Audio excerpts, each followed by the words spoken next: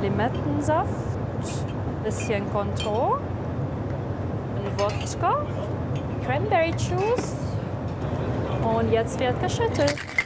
Laura mixt Cocktails 10 Kilometer über der Erde im größten Passagierflugzeug der Welt. Auf der heutigen Route, also Frankfurt nach Dubai, Bier ist natürlich immer beliebt, auch so eine klassische Cocktails. Bitte sehr zum Wohl.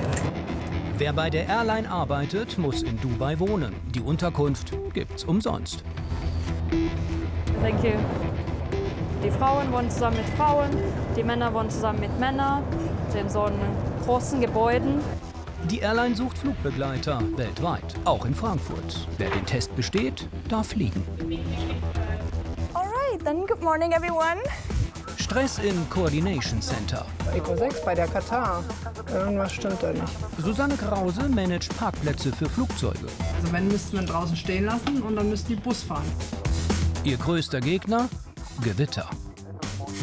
Also wenn es 7 Kilometer Umkreis ist, wird die Abfertigung eingestellt. Vorfeld oder Terminal. Wo können die Passagiere aussteigen? Das Ziel soll sein, so viele Passagiere wie möglich übers Gebäude aussteigen zu lassen. Exklusive Einblicke hinter die Kulissen auf Deutschlands größtem Flughafen.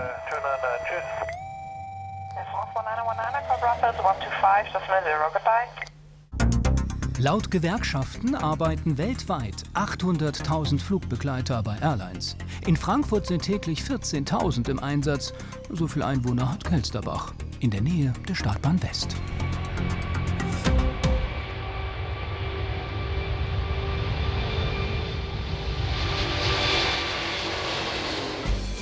Im größten Passagierflugzeug der Welt arbeiten die meisten Flugbegleiter. 21 sind an Bord dieser Airline.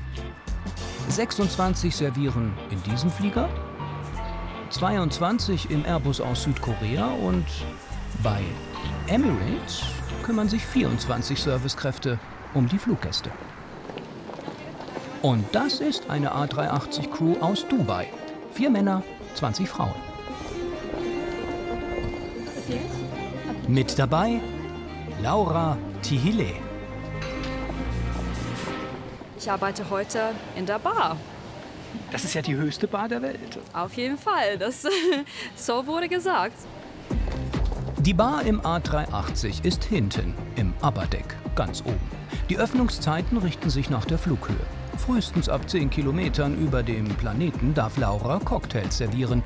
Sie ist eine von 6.000 Barkeepern der Airline und wurde extra dafür ausgebildet. How are you today? Crewbriefing im Treppenhaus mit Anna, der Kabinenchefin. Damit sie jeder erkennt, trägt sie dunkelbraun. Anna informiert über Flugzeit, Wetter, Passagierzahlen und VIPs. Anschließend teilt sie die 24 Kollegen in Gruppen. Hier sind wir in der Business-Klasse, da auf der Seite sind die First-Klasse und auf der linken Seite sind die Economy-Klasse. Und in der Gruppe werden darüber gesprochen, was in der Kabine alles umgeht. Alles geht um den Gast. Die Flugzeit? 6 Stunden, sagen die Piloten. Kurzstrecke für die Crew. Frankfurt-Dubai zählt zu den kleinsten Routen der Airline.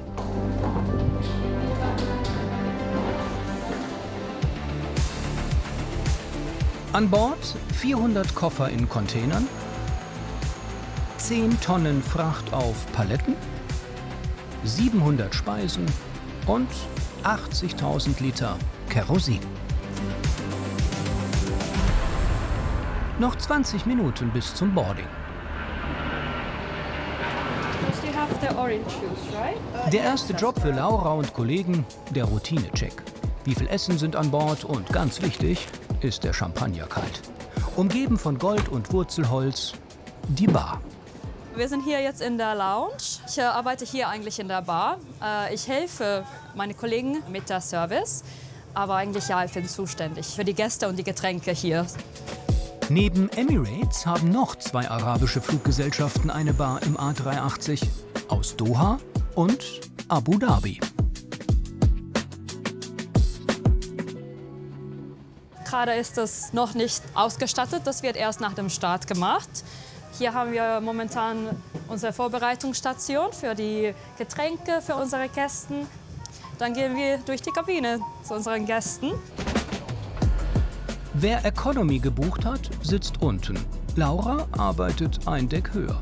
Dort sind 10 Suiten und gleich dahinter 76 Business-Sitze. Wir machen, es heißt Security Search, also wir müssen wegen den Safety-Regelungen alles hier durchsuchen, dass es keine Artikel gibt, das hier nicht geben soll. Und ja, so dass es die Sicherheit unserer Kunden und uns auch hoch bleibt. So, ja. Woher kannst du so gut Deutsch? Ich habe in der Schule Deutsch gelernt und ich habe auch in Münster in Westfalen gewohnt. Ich habe immer noch deutsche Freunde und ja, ich war immer total fasziniert von Deutschland und die deutsche Sprache und ja, das war meine Leidenschaft damals, als ich jünger war. So. Und gebürtig bist du? Ich komme aus Finnland, ja, in der Nähe von Helsinki, die Hauptstadt. So, ja. Seit 7 Jahren lebt sie in den Emiraten. Flug EK46 ist gut gebucht. 517 Passagiere passen rein, 367 fliegen heute mit. Laura hat zuerst BWL studiert. Danach ist sie in die Wüste gezogen. Denn nur wer in Dubai wohnt, kann auch für die Airline arbeiten. Thank you.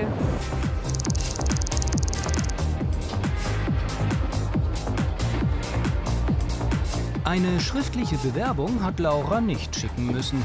Die Airline veranstaltet regelmäßig Bewerbertage, um Personal zu gewinnen. Weltweit. Auch in Deutschland. Ich wohnte an der Grenze zu Deutschland in den Niederlanden. Und dann bin ich mit dem Zug nach Hamburg gefahren und da habe ich an den, das heißt so ein Open Day, da habe ich teilgenommen. Und ja, dort wurde ich auch dann interviewt und tatsächlich einige Wochen später habe ich dann den Golden Call bekommen und dann habe ich mich natürlich sehr gefreut. 90 Tage später, nach Umzug und Ausbildung, serviert sie im Riesen-Airbus. Die sogenannten Open Days sind in Deutschland fast jedes Jahr. In Hamburg, München und in Frankfurt. Was gleich in diesem Hotel passiert, ist normalerweise streng geheim. Wir aber dürfen die Frau begleiten, die Traumjobs vergibt. Christina Lallinger. Sie entscheidet darüber, wer als Flugbegleiter bei Emirates um den Erdball jetten darf. Heute werden Träume wahr, sagt die 27-Jährige. Wie viele kommen, weiß sie noch nicht. Nur wenige Stunden bleiben ihr und den Bewerbern, sich kennenzulernen. Wir brauchen sehr viele Leute momentan. Wir haben neue Flugzeuge bestellt. Wir versuchen, so viele Flugbegleitungen zu finden, wie nur irgendwie möglich. Innerhalb eines Tages muss sie mit Dutzenden Bewerbern sprechen und abschließend ihr Urteil fällen. Kommen dürfen alle, die Lust auf den Job haben. Man braucht keine Einladung, man braucht auch keine Bewerbung, um anwesend zu sein. Fast jede Woche organisiert Christina Lallinger weltweit Bewerbertage für die arabische Airline. Für mich ist tatsächlich jeder Recruitment-Tag immer noch sehr besonders, obwohl ich es relativ häufig mache und auch sehr viel unterwegs bin, auch auf der ganzen Welt. Und es ist immer wieder eine neue Challenge oder eine neue Herausforderung und einfach sehr schön, viele neue Leute kennenzulernen. Sie ist viel in Flugzeugen unterwegs. Daher weiß sie, was Kabinenkollegen drauf haben müssen. Flugbegleiterin wollte sie nicht werden.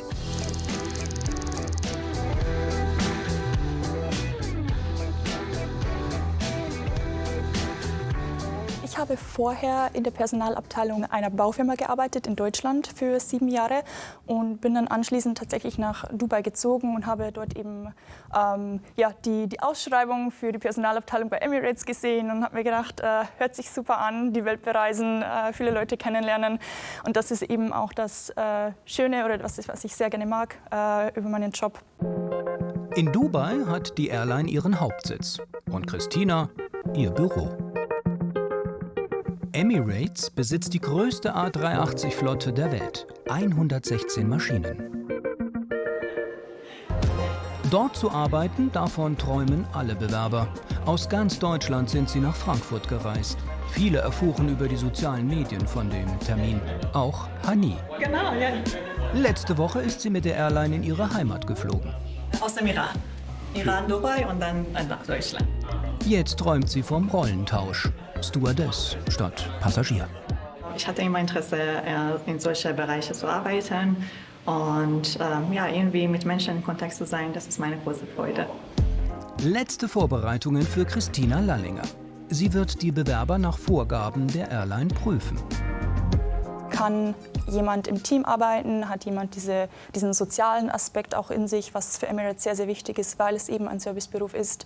Während des Interviews wird dann auch noch mal darauf geachtet, dass die englische Sprache fließend beherrscht wird. Der Andrang heute ist groß, denn die Arbeitsumstände sind verlockend. Die Wohnung wird von Emirates gestellt, was bedeutet, man muss weder Miete noch irgendwelche Rechnungen bezahlen.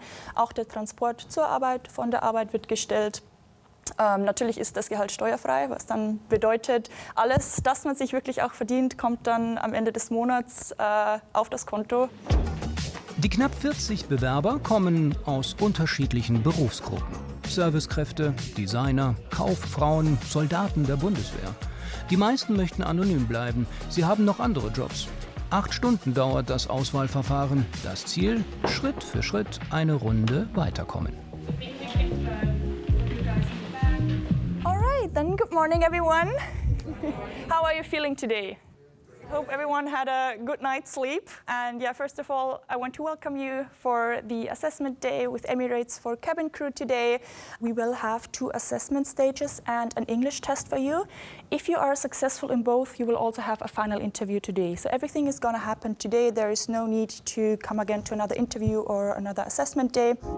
Gesprochen wird jetzt nur noch in Englisch. Quasi schon der erste Test. Wer nicht mitkommt, ist raus. Okay, so do we have any questions before we start? Die Vorstellungsrunde ist Privatsphäre. Die Kamera muss so lange draußen bleiben.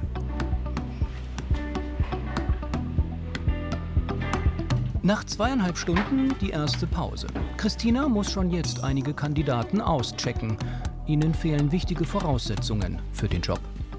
Wir erwarten nicht, dass jemand Erfahrung als Flugbegleitung schon mitbringt. Allerdings ist es sehr wichtig, dass man in diesem Servicebereich schon Erfahrung hat. Da Flugbegleitung eben ein Serviceberuf ist, wäre es wünschenswert, dass man 12 Monate Erfahrung hat. Kann während des Studiums sein, kann in Teilzeit sein.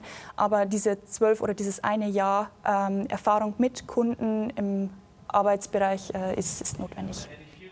Die gute Nachricht: Wer heute rausfliegt, darf in einem halben Jahr wiederkommen. Die Kandidaten für die zweite Runde müssen einen Fragebogen in Englisch ausfüllen. Anschließend folgt ein persönliches Gespräch mit Christina. Sie wird dann entscheiden, wen sie ihren Chefs in Dubai vorschlägt. Sind alle einverstanden, gibt's den Golden Call.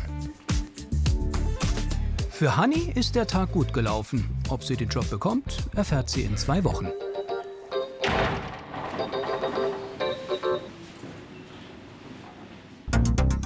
Zurück zur Barkeeperin Laura im größten Passagierflugzeug der Welt. Noch 10 Minuten bis zum Abflug. 25.000 Flugbegleiter aus 150 Nationen arbeiten bei der Airline.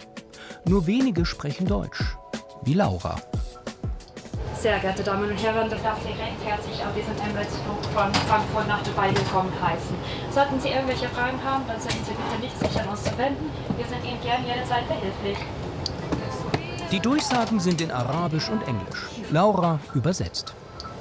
Genau, weil ich bin die Einzige heute, die Deutsch spricht. So, dann, ja, das ist, woran ich zuständig auch bin. So, ja. Der Flieger ist startklar. Die Crew muss Gläser, Teller und Besteck einsammeln und sicher verstauen. Nichts darf rumliegen beim Abheben. Der Riesenvogel ist bereit zum Pushen.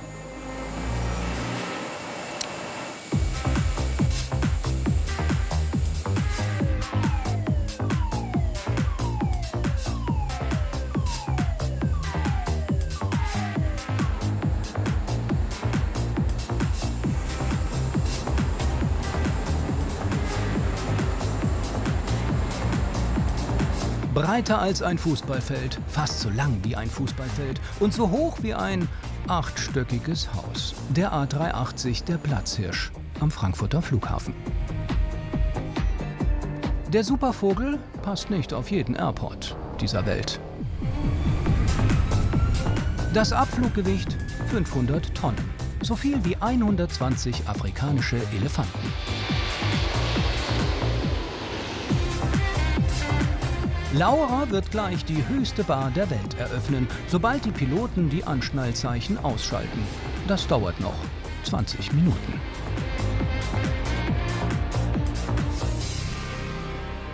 علامة الطيران الإمارات الحائزة على الجوائز الدولية الرفيعة. شكرا.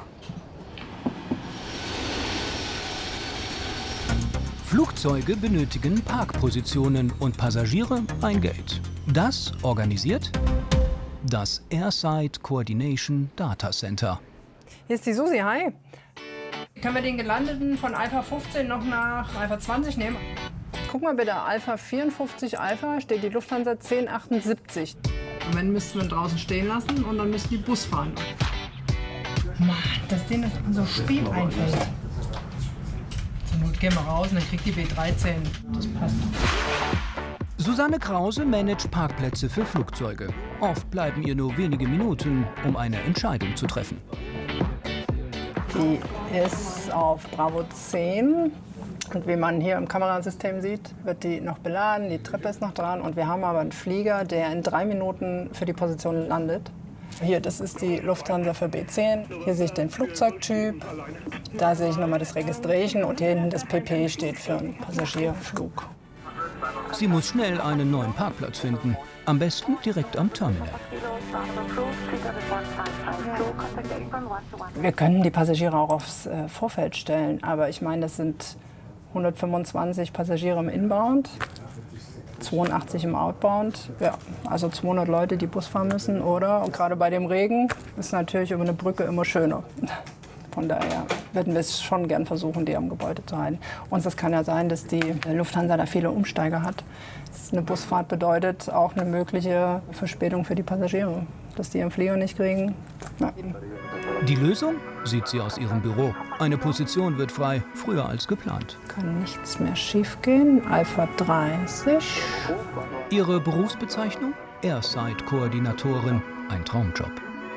Ich habe 2001 am Flughafen angefangen bei der Luftsicherheit und war da 7 Jahre und wollte eigentlich zum Flughafen. Und Luftsicherheit ist man halt nur im Terminal, man hat nur die Passagiere, aber selber vom Flughafen sieht man nichts. Und damals sind ein paar Kollegen von der Luftsicherheit hier in die Abteilung gewechselt. Und dann habe ich mich beworben und bin direkt genommen worden, zum Glück. 2008 war das, ja. Hier ist die Susi, hi. Guck mal bitte zwischen 16 und 17 Uhr auf B41. Können wir die Eurowings nach B27 nehmen? Gut, danke dir für die Info. Jo, ciao. Die Ausbildung geht 2 Jahre, ist halt aufgeteilt, 1 Jahr Positionierung und das andere Jahr, das 2. Jahr dann Verkehrsdatenmanagement und da geht es vor allen Dingen um die Flugdaten. Also ich mache es gerne, weil es ist klar, es ist im Großen und Ganzen jeden Tag dasselbe, aber man hat ja trotzdem Abwechslung jetzt. Demnächst macht das Terminal 3 auf. Also es ist ja trotzdem immer wieder was anderes, was hinzukommt. Zum Beispiel passt nicht jedes Flugzeug an jede Position. Wichtig ist natürlich, gerade bei der Emirates, die hatten viele Passagiere, dass wir dann auch 3 Brücken zur Verfügung haben und der Gatraum muss dementsprechend groß sein. 270 Parkplätze hat der Flughafen für 700 Flugzeuge, die täglich in Frankfurt landen. Kameras helfen ihr, die Übersicht zu behalten. Also hier sieht man den Flughafen mit Süden und hier mit den Terminals und dann kann ich diese Bereiche so anklicken und mir jeweils die Kameras dazu anschauen. Für uns eine Riesenhilfe, weil jetzt sieht man, dass die Brücke abgeht. Ich sehe zwar hier hinten ist das Förderband noch dran, aber die werden jederzeit weggehen. Der Mitarbeiter hier drüben zieht jetzt diese Hütchen, das ist die Absicherung für die Triebwerke. Hier unten würde ich dann manchmal schon den Schlepper sehen. Also alle Infos, die für mich wichtig sind, kann ich da genau sehen. Und jetzt sieht man auch, der hat hier bei uns in dem Positionierungssystem, der Flieger ist so gestrichelt. Das heißt für mich, der hat beim Tower reingerufen, hat seinen Startup requested und wird jede Minute rausgehen. Die bunten Balken liefern noch mehr wichtige Daten. Flugnummer, Passagierzahl und Bodenzeit. Victor, Kilo Juliet geht nicht. Und sie erfährt, aus welchem Land der Flieger kommt. Also die Positionen, die Farben stellen im Prinzip die Flugzeugtypen dar. Also für jeden Spannweitencode, nennt sich das bei uns, gibt es eine bestimmte Farbe. Den größten Spannweitencode hat der hier. Die Singapore kommt heute mal wieder mit einem 380er. Das ist halt so ein Jägergrün, nennt sich das. Die Farbe teilt sie sich mit der B748. Das sind so die großen Flugzeugtypen, die wir hier haben. Und hier vorne habe ich dieselben Farben nochmal für die Positionen. Wer ist pink? Also dieses hier, dieses Rosa sozusagen, das ist alles 747, 777.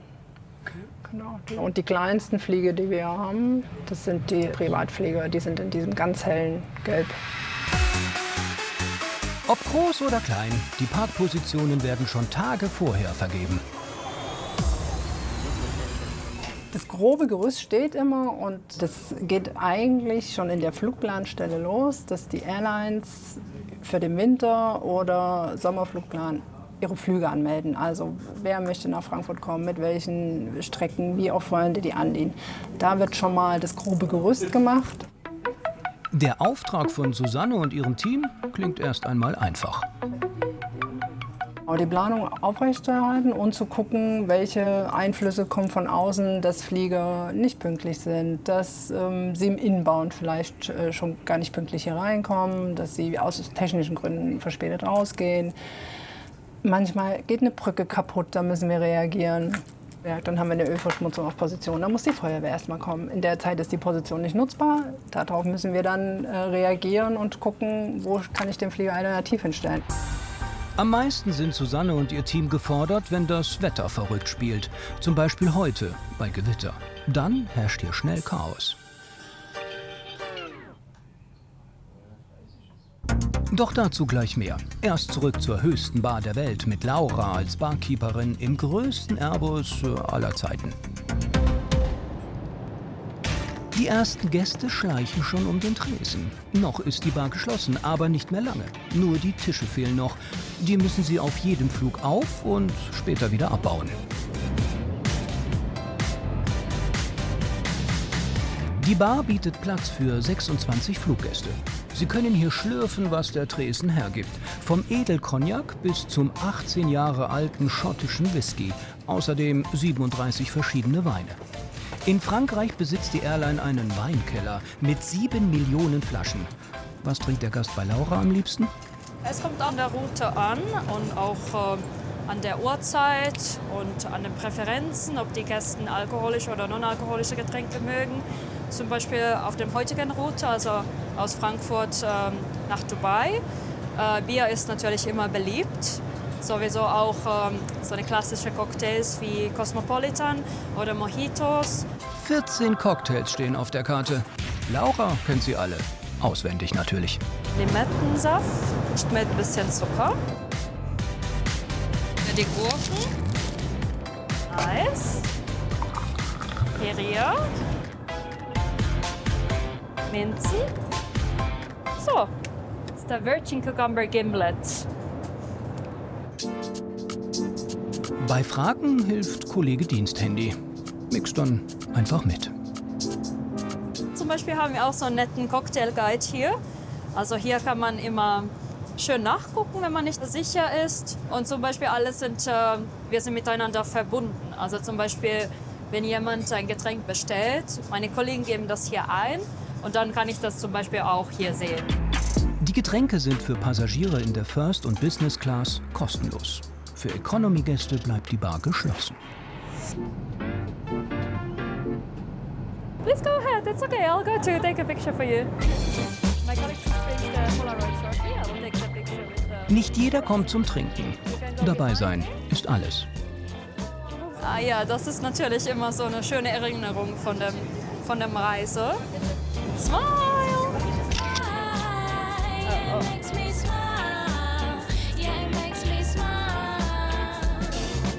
So, 1, 2, 3.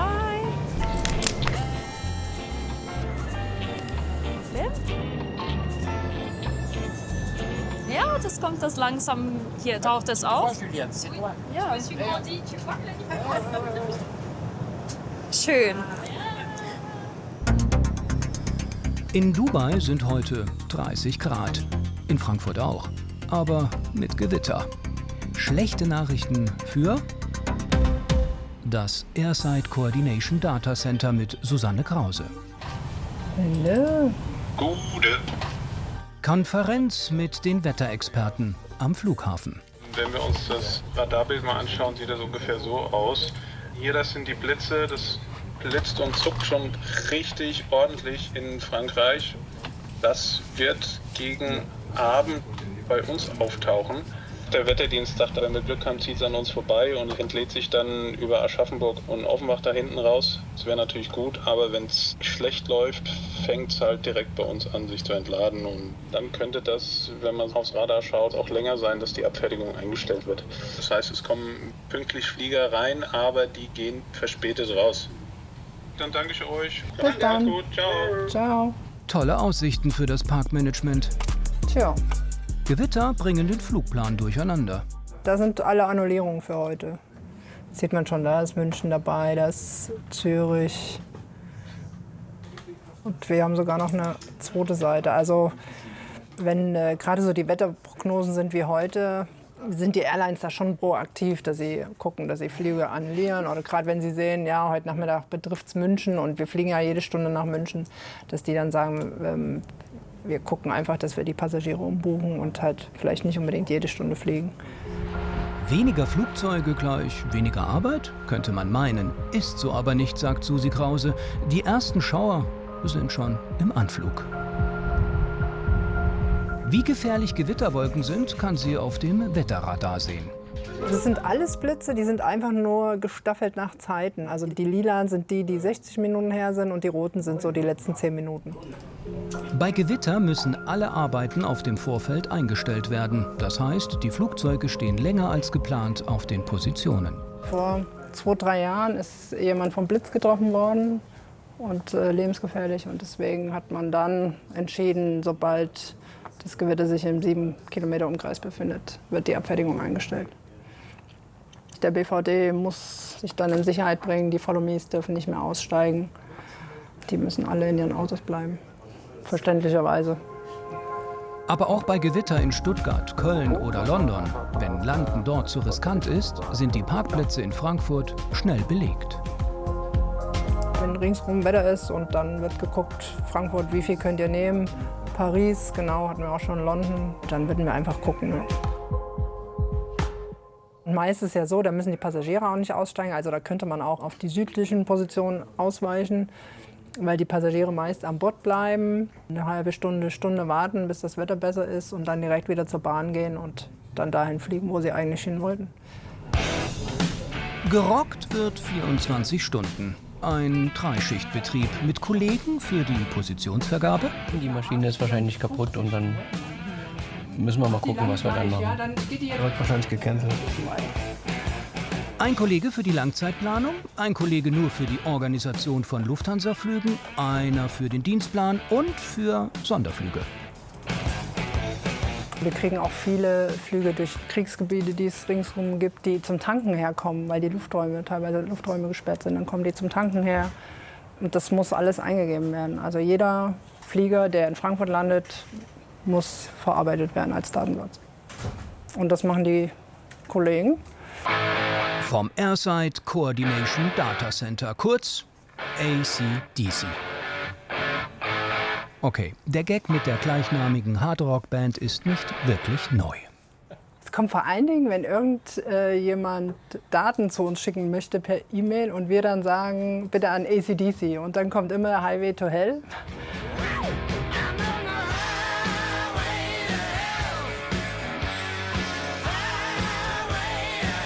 ACDC Krause, hallo? ACDC Krause, hallo?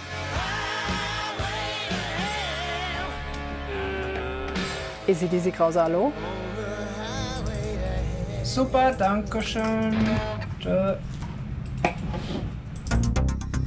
Vom Hardrock-Gewitter zur Happy Hour in der höchsten Bar der Welt. Im größten Passagierflugzeug der Welt. Wo sonst? Laura mixt jetzt Cocktails am Fließband. So, wir haben hier einen alkoholischen und non-alkoholischen Mojito jetzt. So, hier ist die alkoholische. And the non-alcoholic Virgin Mojito. Für eine Familie aus Luxemburg. Die Airline legt viel Wert auf das Erscheinungsbild ihrer Flugbegleiter. Ganz wichtig, die Frisur, sagt Laura. Wir haben 3 verschiedene Haarstilen als Frauen, was wir fragen dürfen. Eine ist so ein Bun. Dann haben wir es heißt French Twist. Oder natürlich, wenn man kurze Haare hat über die Shirt, dann darf man die auch offen halten. Auch Vorschrift, Make-up und Lippenstift. Den Rotton dürfen Sie selbst wählen. Ich bin relativ hell, dann vielleicht passt mir ein anderer Ton von Rot. So. Ja, wir haben so ein bisschen Abwechslung, aber Rot muss sein. In Dubai wohnen die meisten der 25.000 Flugbegleiter der Airline in Wohngemeinschaften. Wenn wir in Dubai ankommen, kriegen wir eine geteilte Wohnung mit entweder 2 oder 1 Mitbewohnerin oder Mitbewohner. Die Frauen wohnen zusammen mit Frauen, die Männer wohnen zusammen mit Männern in so einem großen Gebäuden. Und man hat ihr eigenes Schlafzimmer und Badezimmer. Und dann Küche und Wohnzimmer wird geteilt. Es gibt aber auch Ausnahmen. Zum Beispiel, wenn man ein Familienmitglied in Dubai hat oder vielleicht ist man verheiratet, hat ihre eigene Familie, dann kann man natürlich zu Hause bekommen, von der Arbeitsgeber auch. Gefällt Ihnen das? Ja, auf jeden Fall. Ich fand vor allem ganz am Anfang, wenn man allein in Dubai ist und hat man wenigstens die Mitbewohner, die vielleicht waren auch sogar länger schon in Dubai, hat man auch so eine Unterstützung für das Training und das Leben in Dubai. Also ja, ich finde das ganz toll. In 70 Ländern ist Laura schon gelandet. Gut für den Smalltalk am Tresen. Ja, ich war nur im Sommer in Vietnam und dann war es eigentlich schönes Wetter. Also die Sonne ist geschienen und war es eigentlich gar nicht so schlecht. Neben Deutsch spricht sie noch Englisch, Finnisch, Holländisch und Schwedisch.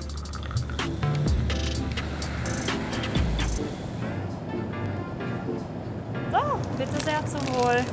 Hallo, was darf ich für Sie? Would you like to have something to drink?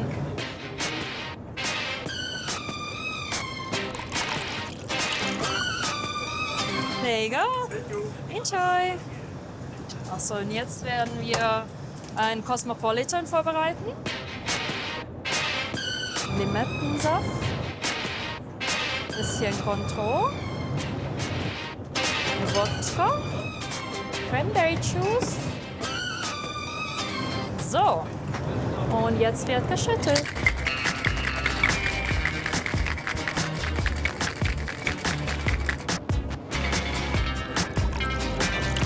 Ist auch einer von den beliebtesten Cocktails. Einen Whisky gönnt sich dieser Geschäftsmann aus Kronberg. Möchten Sie einen Doppelshot oder einen Single Shot? Ja? Super.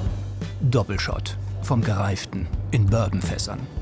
Und stilles Wasser wollten Sie dazu.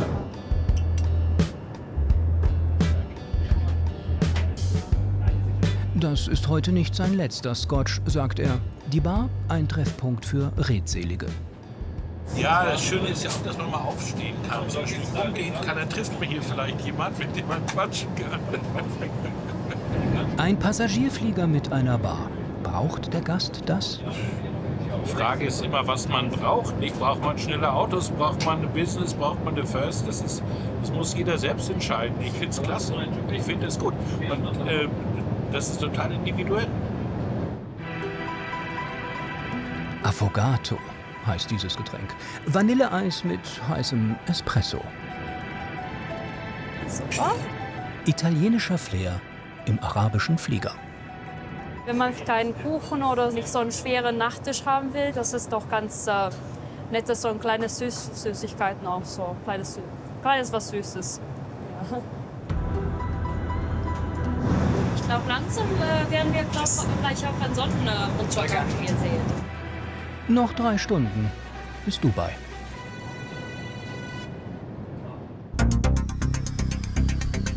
Die Sonne ist in Frankfurt noch nicht untergegangen, nur die Stimmung bei AC/DC.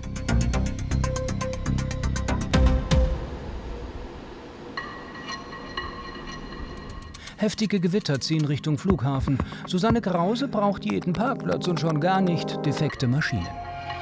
Eco 6 bei der Katar. Irgendwas stimmt da nicht. AC/DC Krause, hallo? Techniker müssen noch mal ran an den Flieger. Aber die nächste Maschine wartet schon. Susanne Krause könnte den Flieger umleiten auf die Position nebenan. Geht aber nicht. Die Aufzüge auf Eco 5 funktionieren nicht. Und mit 261 Leuten und die haben Wheelchairs, also Rollstuhlfahrer dabei. Dann haben wir es jetzt schon geändert.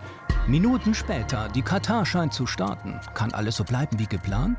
Alltag bei AC/DC, sagt Susi Krause. Und heute Morgen kam die Delta, die wollte nach Atlanta.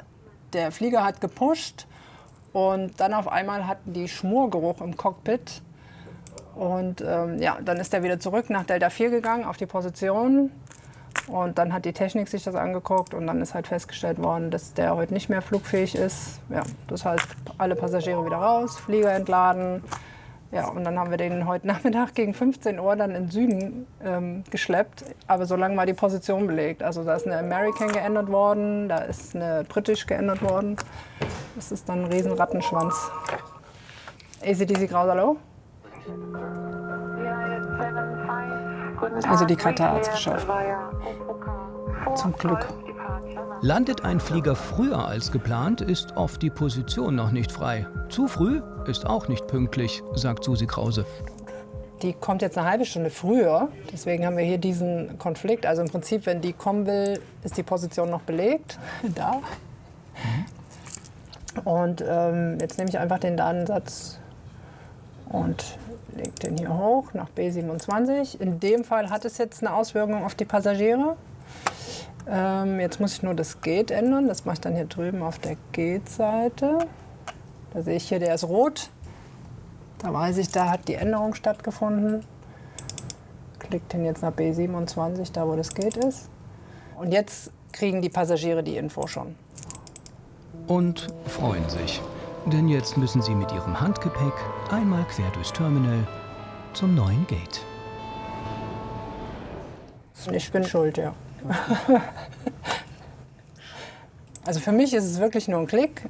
Mir tut es nicht weh, aber für die ganzen Abteilungen am Flughafen, BVD, Abfertiger, für die hat es immer eine Auswirkung. Deswegen sollte man sich das schon überlegen, ob man das leichtfertig ändert. Sonderflüge managt Susi Krause auch. Das ist doch schon mal gut. So. Vor allem, wenn ihre Lieblingsband landet. Ich bin großer Depeche Mode-Fan. Also vor 2 Jahren, als sie hier waren, bin ich dann auch mal ins Gat gefahren und habe mich neben dem Flieger gestellt und das eine andere Foto gemacht. Das war schon toll. Doch im Fokus hat sie stets die Passagierflieger. Okay, die waren schon angemeldet. So viele wie möglich ran ans Terminal. Viele Passagiere, gerade die Urlaubsflieger, denke ich mir immer, viele sparen so lange für einen Urlaub. Und du lässt die am Gebäude aussteigen, ist schon was Schönes.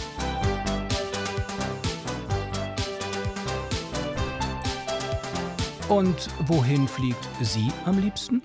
Komischerweise fliege ich nicht so gerne so lang. Also Ägypten ist so das Weiteste. Aber ich habe auch kein Problem, mit dem Auto nach Holland oder an die Ostsee zu fahren. Von daher.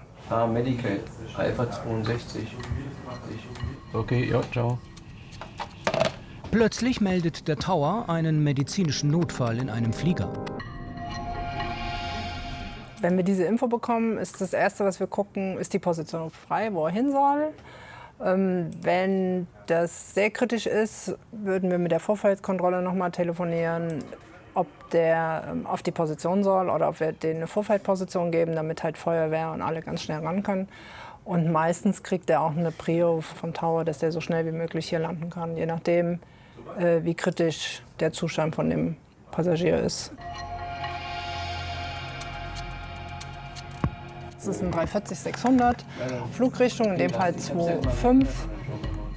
Und dann werde ich hier auch im Vorfeld gucken, was ist die erste freie Position, wo ich den dann hinstellen kann. Ich danke dir. Ciao. Also der Passagier ist nach ganz hinten im Flieger verladen worden und die Passagiere können dann erstmal in Ruhe aussteigen und dann geht der Rettungsdienst da dran. Also es ist jetzt nichts Kritisches, aber es ist schon so. Weil der schon den ganzen Flug geht es dem nicht so gut. Da muss auf jeden Fall dann erstmal jemand drüber gucken. Und was ist mit den Gewittern? Die haben sich über Offenbach entladen. Am Flughafen kommen nur ein paar Schauer runter. Wir haben Glück gehabt heute. Aber klar, wenn die anderen Flughäfen Wetter haben, und dann ist Frankfurt eine Alternative. Also. Nach 8 Stunden Dienst hat sie hunderte Flieger eingeparkt. Morgen dann wieder. ACDC Krause, hallo? Zur Spätschicht.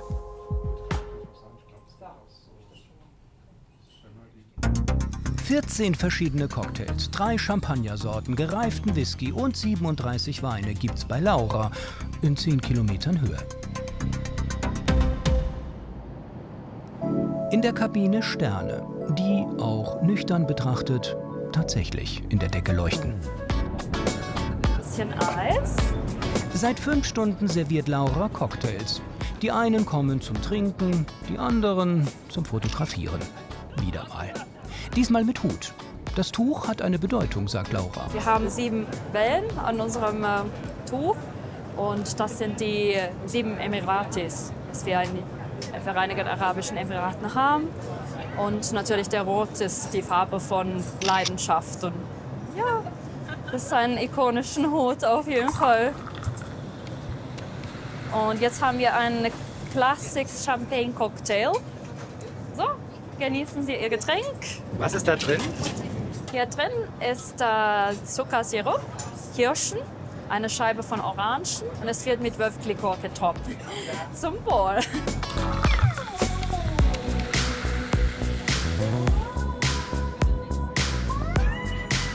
Die letzte Runde, das letzte Freigetränk für die Familie aus Luxemburg.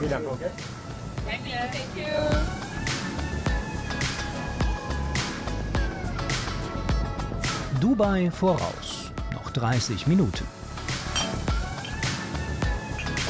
Und wieder muss die Crew alles sicher verstauen. 50 Gläser, 15 Flaschen und die Tische.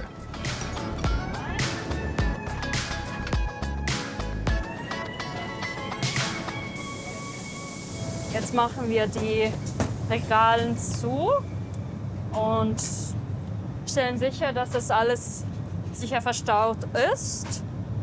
So, sind wir gleich fertig zum Landen. Das Ding ist, das Anschnallzeichen ist an und eigentlich müsste ich sie auch zurück zu ihrem Sitz schicken. Das war er also, der Barabend über den Wolken. Die Wüstenstadt ist schon zu sehen.